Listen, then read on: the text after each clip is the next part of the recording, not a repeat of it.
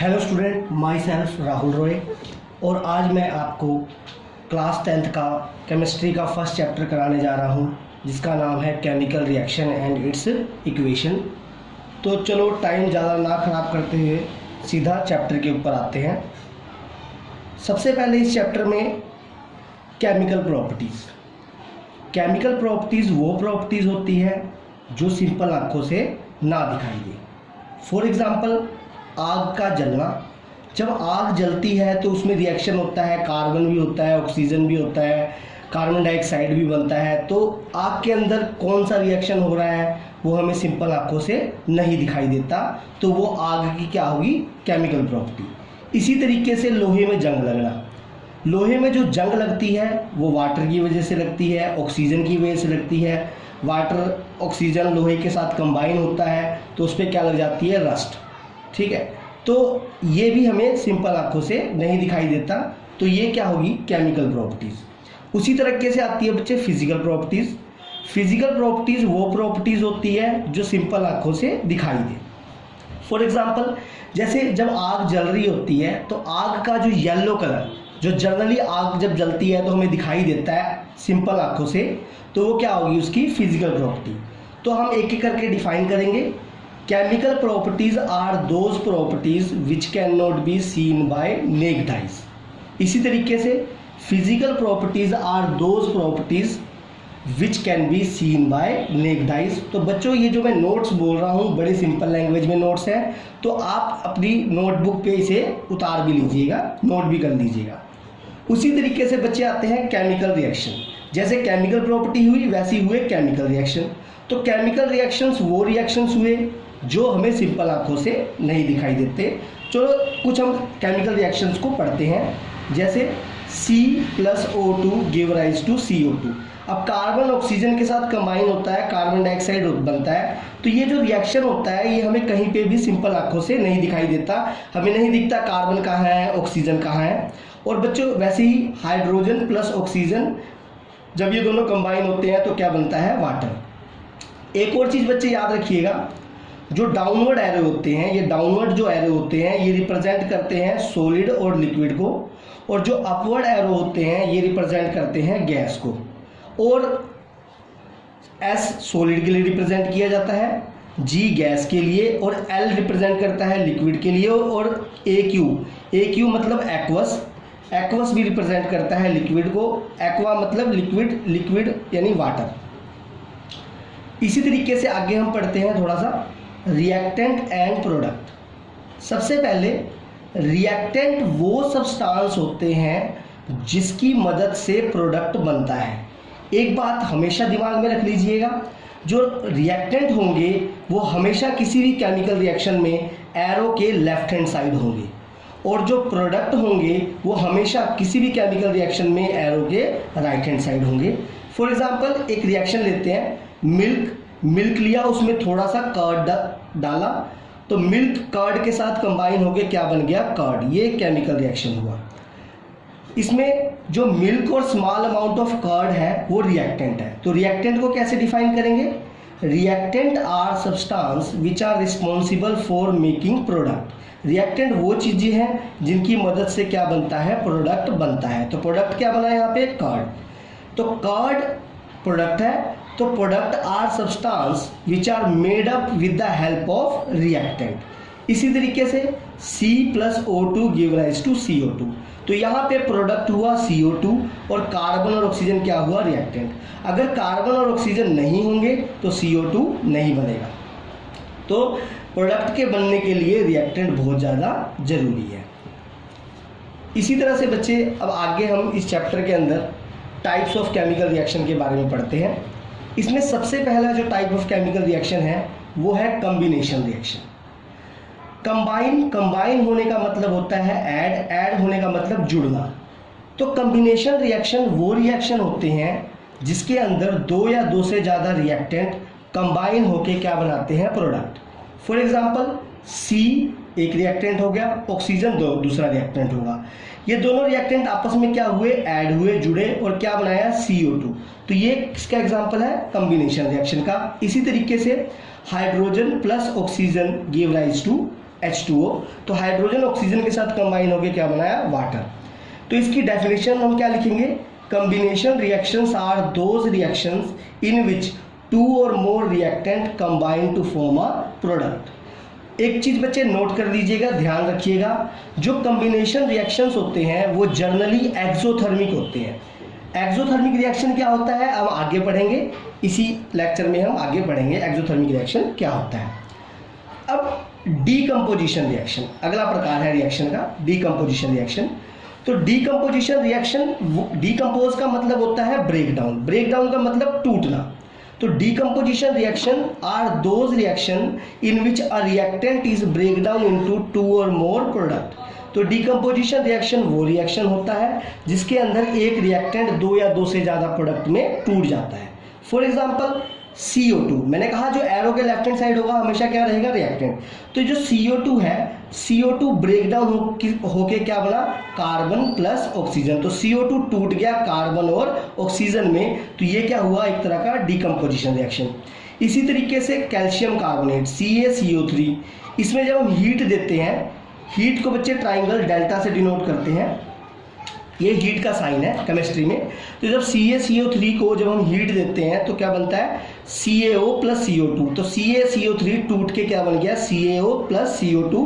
तो ये भी क्या है बच्चे, डीकम्पोजिशन रिएक्शन है। तो जो डीकम्पोजिशन, जैसे कॉम्बिनेशन रिएक्शन एक्सोथर्मिक नेचर के होते थे, उसी तरह से जो जनरली डीकम्पोजिशन रिएक्शन होते हैं वो एंडोथर्मिक नेचर के होते हैं। याद रखिएगा, एंडोथर्मिक नेचर की। ये एंडोथर्मिक भी क्या होता है, ये आगे इसी लेक्चर में हम पढ़ लेंगे। अब आता है यहाँ पे डीकम्पोजिशन रिएक्शन के टाइप्स ऑफ डीकम्पोजिशन रिएक्शन। अब सबसे पहले आता है थर्मल डीकम्पोजिशन। थर्मल का मतलब होता है हीट। अब डीकम्पोजिशन में होता क्या है, एक रिएक्टेंट 2 या 2 से ज़्यादा प्रोडक्ट में टूट जाता है। लेकिन थर्मल डीकम्पोजिशन में क्या होता है, थर्मल डीकम्पोजिशन रिएक्शन में भी यही होता है, एक रिएक्टेंट 2 या 2 से ज़्यादा प्रोडक्ट में टूटता है, लेकिन थर्मल मतलब हीट की मदद से। तो थर्मल डीकम्पोजिशन रिएक्शन को कैसे डिफाइन करेंगे, it is defined as the type of decomposition reaction in which a reactant is break down into 2 और more product with the help of heat. उसी तरीके से दूसरी टाइप जो है फोटोकेमिकल डीकम्पोजिशन रिएक्शन। अब फोटोकेमिकल डीकम्पोजिशन रिएक्शन, फोटो का मतलब हो गया लाइट। अब फोटोकेमिकल डीकम्पोजिशन रिएक्शन, ये भी डीकम्पोजिशन रिएक्शन की टाइप है। इसके अंदर भी एक रिएक्टेंट 2 या 2 से ज़्यादा प्रोडक्ट में टूटता है, लेकिन किसकी मदद से, लाइट भी लिख सकते हैं, यूवी का मतलब अल्ट्रावायलेट रेज। तो यहाँ पे क्या है, सिल्वर ब्रोमाइड पे लाइट या अल्ट्रावायलेट रेज डली तो क्या हुआ, सिल्वर प्लस ब्रोमीन में डिकम्पोज हो गया। तो ये जो रिएक्शन है फोटोकेमिकल डीकम्पोजिशन रिएक्शन। तो फोटोकेमिकल डीकम्पोजिशन रिएक्शन को कैसे डिफाइन करेंगे, it is defined as the type of decomposition reaction in which a reactant is break down into 2 or more product with the help of light। इसी तरीके से जो तीसरे type है डीकम्पोजिशन रिएक्शन की, वो है इलेक्ट्रोकेमिकल डीकम्पोजिशन रिएक्शन या इलेक्ट्रोलिटिकल डीकम्पोजिशन रिएक्शन। अब इलेक्ट्रोकेमिकल डीकम्पोजिशन रिएक्शन, इलेक्ट्रोकेमिकल, अब इलेक्ट्रो का मतलब इलेक्ट्रिसिटी। अब इलेक्ट्रोकेमिकल डीकम्पोजिशन रिएक्शन, ये भी डीकम्पोजिशन रिएक्शन का टाइप है। इसके अंदर भी एक रिएक्टेंट 2 या 2 से ज़्यादा प्रोडक्ट में टूटता है, लेकिन किसकी मदद से, इलेक्ट्रिसिटी की मदद से। फॉर एग्जांपल जब वाटर है, वाटर के अंदर जब हम इलेक्ट्रिसिटी देते हैं, करंट देते हैं, तो वाटर किस में कन्वर्ट हो जाता है, हाइड्रोजन प्लस ऑक्सीजन में। तो इलेक्ट्रोकेमिकल डीकम्पोजिशन रिएक्शन को कैसे डिफाइन करेंगे, it is defined as the type of decomposition reaction in which a reactant is break down into 2 और more product with the help of electricity. Next जो reaction की type आती है बच्चे, वो होता है डिस्प्लेसमेंट रिएक्शन। अब डिस्प्लेस करने का मतलब क्या होता है, जगह बदल देना, जगह को एक्सचेंज कर लेना। इसमें क्या होता है, डिस्प्लेसमेंट रिएक्शन क्यों आया। अब डिस्प्लेसमेंट रिएक्शन, जो एलिमेंट्स होते हैं हमारे पास, उसमें से कुछ ज़्यादा रिएक्टिव एलिमेंट होते हैं और कुछ कम रिएक्टिव एलिमेंट होते हैं। जो ज़्यादा रिएक्टिव एलिमेंट होते हैं उनकी रिएक्शन करने की पावर क्या होती है, ज़्यादा होती है। तो जो ज़्यादा रिएक्टिव एलिमेंट होते हैं वो कम रिएक्टिव एलिमेंट को डिस्प्लेस कर देते हैं किसी कंपाउंड में से। फॉर एग्जांपल जैसे कि मैं यहाँ पे समझाता हूँ, कॉपर सल्फेट जब जिंक के साथ रिएक्ट करता है कॉपर सल्फेट जब जिंक के साथ रिएक्ट करता है तो बनता है जिंक सल्फेट प्लस कॉपर। इसमें हुआ क्या, तो जो जिंक था वो ज़्यादा रिएक्टिव था कॉपर से, तो जिंक कहाँ चला गया, कॉपर की जगह, तो बन गया जिंक सल्फेट, और कॉपर कहाँ पे आ गया, जिंक की जगह। तो ये एक तरह का क्या हुआ, डिस्प्लेसमेंट रिएक्शन। अब मान लीजिए हमें अब रिएक्शन दिया हुआ है ZnSO4 + Cu। अब मान लीजिए अब हमें एग्जाम में ये आ गया, तो अब हम आगे क्या करेंगे, क्या होगा, ये कॉपर जिंक को डिस्प्लेस करेगा या नहीं करेगा, कैसे पता चलेगा, तो इसके बारे में इसको जानने के लिए एक सीरीज बनाई है, उसका नाम है रिएक्टिविटी सीरीज। रिएक्टिविटी सीरीज क्या होती है, ये सीरीज होती है एलिमेंट्स की जो कि डिक्रीजिंग ऑर्डर ऑफ रिएक्टिविटी के हिसाब से रखी हुई है। इसका मतलब है सबसे ज़्यादा रिएक्टिव एलिमेंट सबसे टॉप पे और सबसे कम रिएक्टिव एलिमेंट सबसे नीचे। अब पोटेशियम और सोडियम में अगर हम बात करें तो जो पोटेशियम है वो ज़्यादा रिएक्टिव है सोडियम से, यानी पोटेशियम सोडियम को डिस्प्लेस कर सकता है लेकिन सोडियम पोटेशियम को डिस्प्लेस नहीं कर सकता। उसी तरीके से सोडियम कैल्शियम को डिस्प्लेस कर सकता है लेकिन कैल्शियम सोडियम को डिस्प्लेस नहीं कर सकता। अब इस रिएक्टिविटी सीरीज में अगर हम ध्यान से देखेंगे, ध्यान दीजिएगा, तो अगर हम कॉपर और जिंक की बात करते हैं तो इस रिएक्टिविटी सीरीज में जिंक ऊपर है और कॉपर नीचे है। इसका मतलब जिंक ज़्यादा रिएक्टिव है कॉपर से, तो जिंक कॉपर को डिस्प्लेस कर सकता है लेकिन कॉपर जिंक को डिस्प्लेस नहीं कर सकता। तो इसीलिए इस रिएक्शन में हम क्या लिख देंगे, जब कॉपर, हालांकि हमें पता है जिंक ज़्यादा रिएक्टिव है कॉपर से इस रिएक्टिविटी सीरीज के अंदर, तो कॉपर जिंक को डिस्प्लेस नहीं कर पाएगा, तो इस रिएक्शन में हम लिखेंगे नॉट पॉसिबल। जो ये रिएक्शन है ये पॉसिबल नहीं है। अब ये रिएक्टिविटी सीरीज को अगर हम थोड़ा सा डिफाइन करें, it is defined as the series of the metal या element in which element or metal are arrange in their decreasing order of reactivity. It means most reactive element or metal at the top and least reactive metal or element at the bottom. उसी तरीके से अब reactivity series को हमें याद भी करना है, तो बहुत ही आसान तरीका है बच्चों इस रिएक्टिविटी सीरीज को याद करने का। जैसे कबीर, कैसे याद रखेंगे हम, कबीर नाथ का माली आलू जरा फीके पकाता है, क्यों है अजीब आलू। एक बार और रिपीट करता हूँ, कबीर नाथ का माली आलू जरा फीके पकाता है, क्यों है अजीब आलू। तो ये रिएक्टिविटी सीरीज को याद करने का तरीका हो गया। हमें कोई मगिंग नहीं करनी है, कोई रट्टा नहीं लगाना है, बहुत ही इजी वे में हम इस चैप्टर को कर लेंगे। आगे मान लीजिए, अब ये देखिए यहाँ पे एक रिएक्शन आ गया, आयरन सल्फेट प्लस जिंक। अब इस रिएक्टिविटी सीरीज में हम देखेंगे जिंक ऊपर है आयरन नीचे है, तो बच्चों जिंक आयरन को डिस्प्लेस कर देगा, बिल्कुल कर देगा, क्योंकि जिंक ऊपर है। तो ये रिएक्शन कैसे हो जाएगा, जिंक आ जाएगा आयरन की जगह, तो बन जाएगा जिंक सल्फेट प्लस, अब लिख देंगे आप यहाँ पे आयरन। बच्चों ये वाला जो रिएक्शन है ये आप खुद कर लीजिएगा इसमें से देख के, क्योंकि इतना तो आपको पता ही लग गया होगा कि इसको आगे कैसे करना है। तो उसी तरीके से अगला जो रिएक्शन का टाइप है वो डबल डिस्प्लेसमेंट रिएक्शन। तो मैं थोड़ा सा डिस्प्लेसमेंट रिएक्शन को डिफाइन कर दूं। Displacement reactions are those reaction in which more reactive element displaces less reactive element in a reaction. उसी तरीके से डबल का मतलब आ गया दो, डबल डिस्प्लेसमेंट।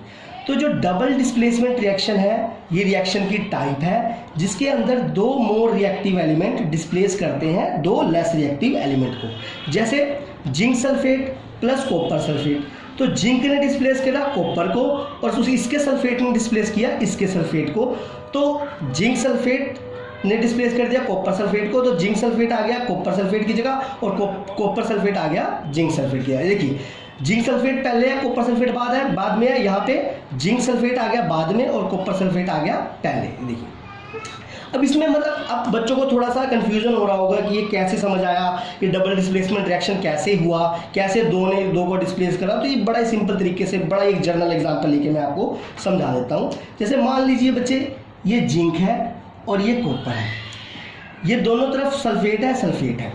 तो जो जिंक है, जिंक को आप मान लीजिए एलिफेंट, जिंक को हमने मान लिया एलिफेंट, और यहाँ पे जो सल्फेट है यहाँ पे मान लिया मैन, सल्फेट को मान लिया मैन।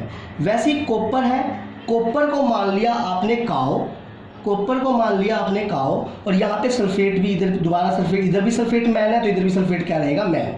अब मान लीजिए इन दोनों की आपस में लड़ाई हुई, ये एलिफेंट है और ये मैन है और ये काव है और ये मैन है, तो जो एलिफेंट होगा वो ज़्यादा स्ट्रॉन्गर होगा काऊ से भी और मैन से भी। तो एलिफेंट इतना ज़्यादा ताकतवर है कि जो काऊ को भी हरा सकता है और मैन को भी।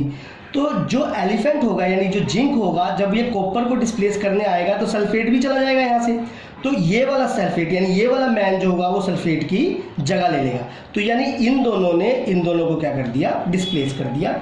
और जनरली जो डबल डिस्प्लेसमेंट रिएक्शन होते हैं वो आयनिक रिएक्शन होते हैं। क्या होते हैं? आयनिक रिएक्शन। ठीक है, उसी तरीके से या प्रेसिपिटेशन रिएक्शन होते हैं। क्या होते हैं अभी आगे हम समझाएंगे। उसी तरीके से बच्चे sodium sulphate plus barium chloride, तो यहाँ पे क्या हुआ, barium sulphate plus sodium chloride, तो ये भी क्या है, एक तरह का डबल डिस्प्लेसमेंट रिएक्शन है। अब आगे आता है रिएक्शन का टाइप बच्चे, जो मैंने आपको पहले बताया था कि हम इस लेक्चर में पढ़ेंगे, एक्सोथर्मिक रिएक्शन। एक्सो का मतलब रिलीज, थर्मिक का मतलब हीट और एनर्जी। एक्सोथर्मिक रिएक्शन वो रिएक्शन होते हैं जिसमें लार्ज अमाउंट ऑफ हीट और एनर्जी क्या होती है, रिलीज होती है। For example C+O2 give rise to CO2। जब अब देखो मैंने क्या कहा, जो कॉम्बिनेशन रिएक्शन होते हैं वो जनरली एक्सोथर्मिक होता है। जो कार्बन ऑक्सीजन के साथ कंबाइन हुआ तो क्या निकली, हीट, तो ये एक्सोथर्मिक रिएक्शन हुआ। अब एक और रिएक्शन याद करिएगा, जो वेल्डिंग जो होता है, वेल्डिंग करते टाइम क्या रिएक्शन होता है, आयरन के ऊपर वेल्डिंग होती है और ये जो रोड जिसको हम टच करके वेल्डिंग करते हैं वो एल्युमिनियम की होती है।